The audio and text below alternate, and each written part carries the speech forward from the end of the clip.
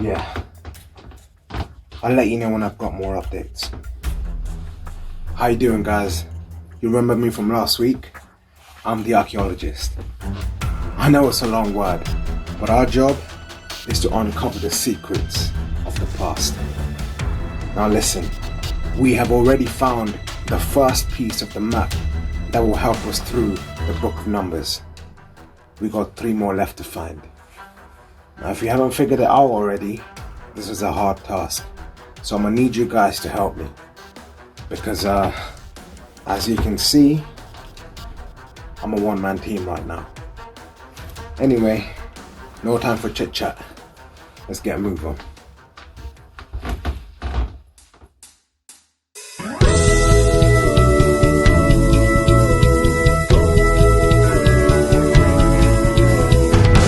Evangelist, little evangelist, little evangelist, little evangelist.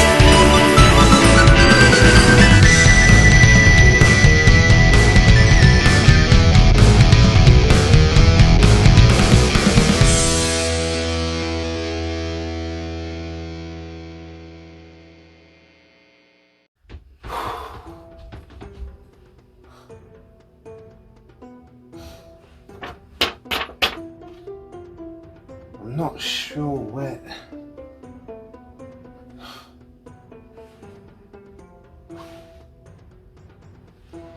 This map says that we need to find some kind of marketplace close by, and we'll find the rest of the pieces around there. Oh well, here goes nothing.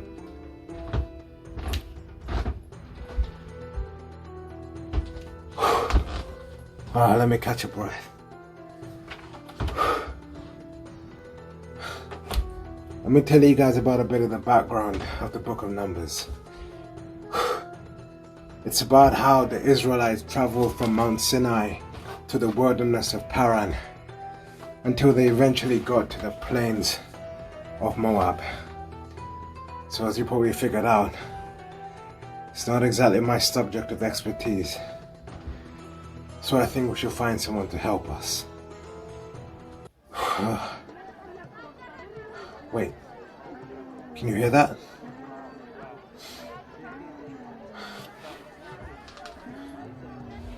I think the marketplace is close. I'm sure we can find the rest of the pieces there. Come, let's check it out.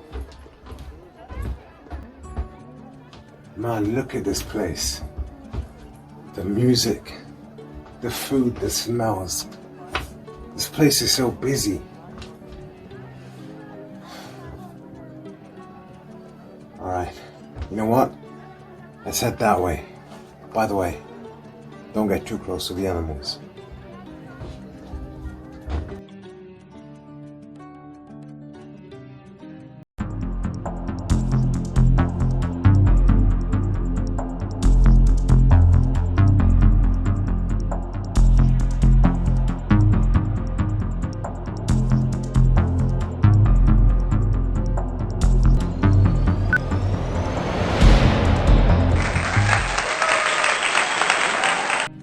Thank you.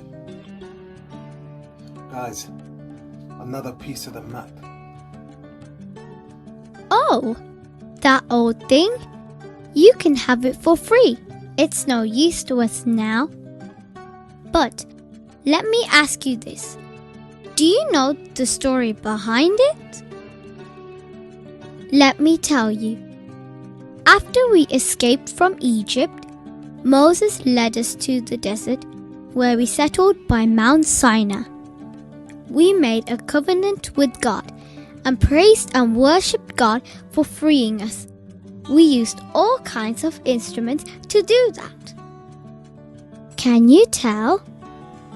When we left there, everyone was organized in a particular way. Aaron was appointed by Moses to be the one of the high priests and head of the Levites. The tabernacle of God was always in front of us. Everything was going great. Well, not for long. everyone started to complain about being hungry and thirsty. Even me. And to make matters worse, me and my brother started to talk bad about my other brother Moses in front of everyone. A lot happened on our way to the wilderness of Paran. See that stall over there? He might have something you're looking for. Wow. Thank you. That was fascinating. Guys, we got another piece of the map. Now come on, let's keep going. She said that way. But wow. So many different things.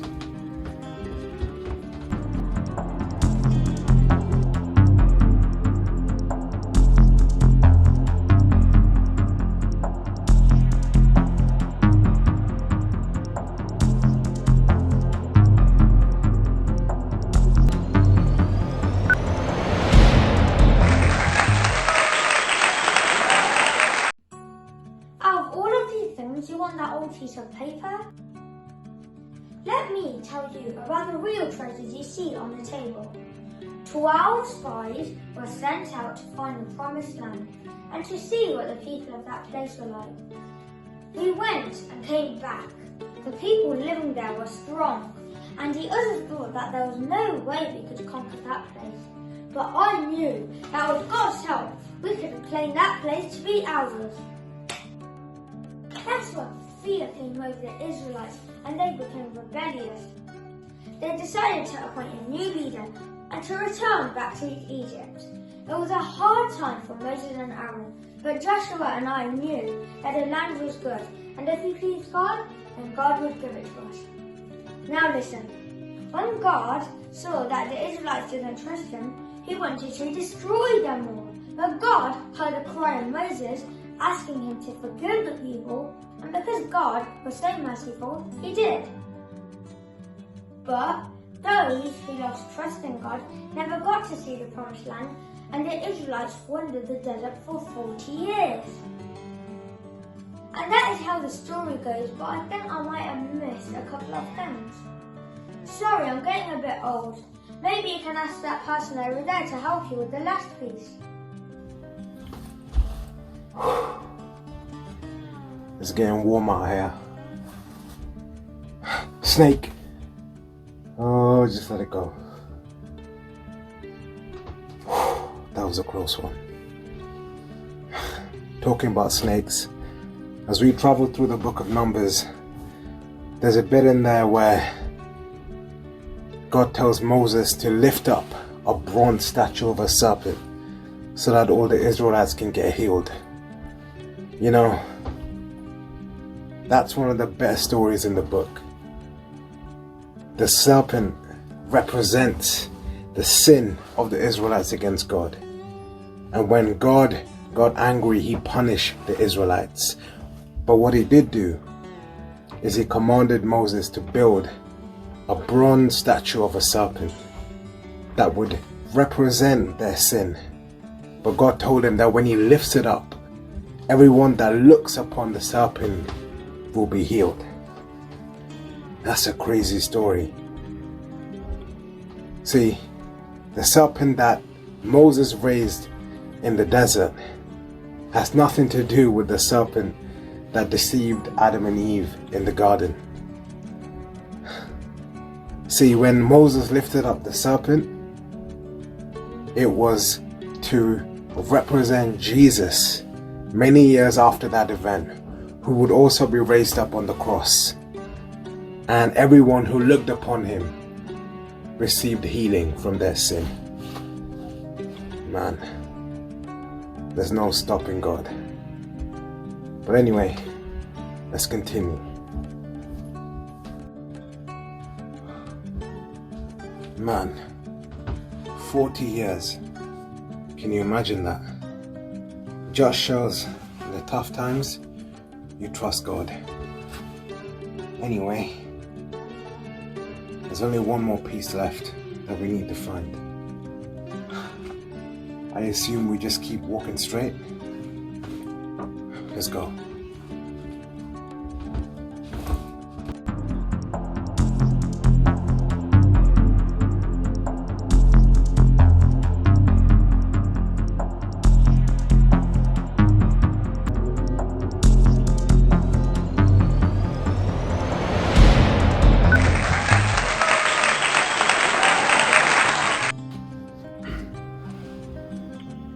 That's it, guys.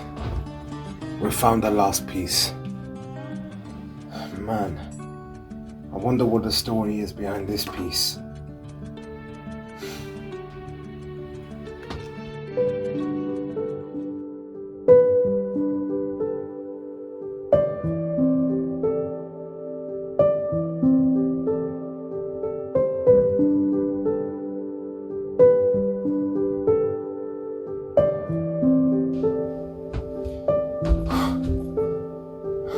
Okay, I think this is it. That's what he said back there anyway.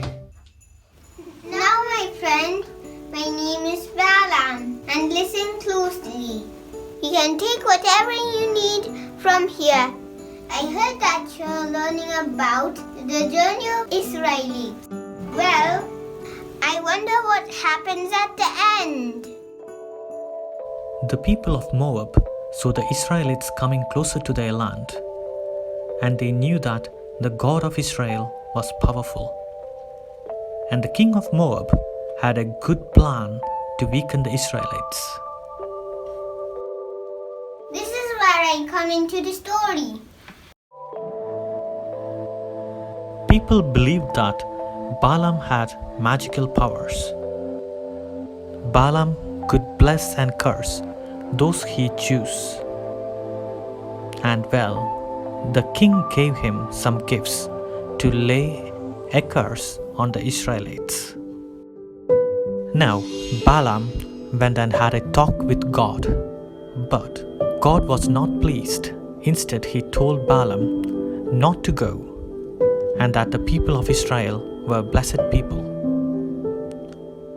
But when the king offered more gifts,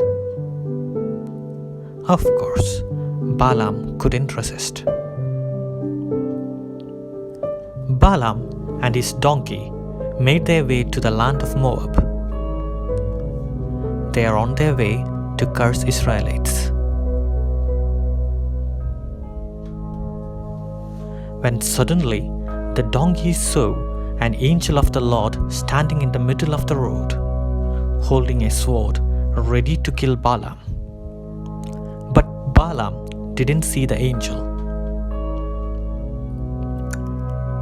Balaam took his anchor out of the donkey.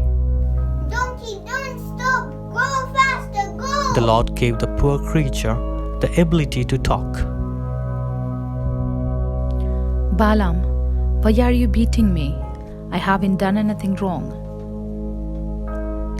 Then Balaam's eyes were opened and he saw the angel.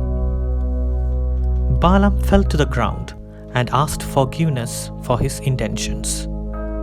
The angel warned him and told him not to curse Israelites. When the king demanded Balaam to curse the people of Israel, he could only speak the Lord God's blessing to the people. The king was furious and tricked the Israelites into disobeying the Lord. But the Lord taught them a lesson and sent a plague in the midst of them. He also instructed Moses to treat the Midianites as enemies and attack them. The Israelites won the battle with the help of God. Well, I hope you listen to my story very carefully. Take what you need from my story.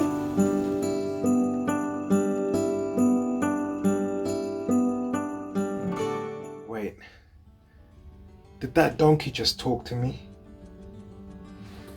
It's been a long day. Come on, we've got all pieces of the map. Let's see what happens.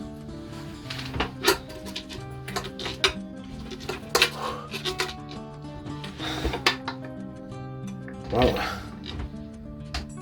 Here goes nothing. This is amazing. It shows the exact journey of the Israelites. Do you remember their journey? It all started off in Mount Sinai, where God made a covenant with the Israelites and he appointed the high priests. But very soon, they started to complain. You remember Miriam's stall? Do you remember when God sent the 12 spies to check out the promised land? Which one of them trusted God the most? That's right, Caleb and Joshua. But because of their mistrust, God got angry. But Moses went and pleaded with them. But the Israelites, they had to wander the desert for 40 years, and only their descendants made it to the promised land. And in the last story, we heard about Balaam, who was tasked with cursing the Israelites. But he failed, and God moved so powerfully that even Balaam's own donkey spoke to him. Anyway, that was a priceless bit of history. I've got to go back to the team and update them on my progress. This is an amazing success and achievement for our team. And I want to thank you guys for running with me on this journey. Until next time, I bid you farewell.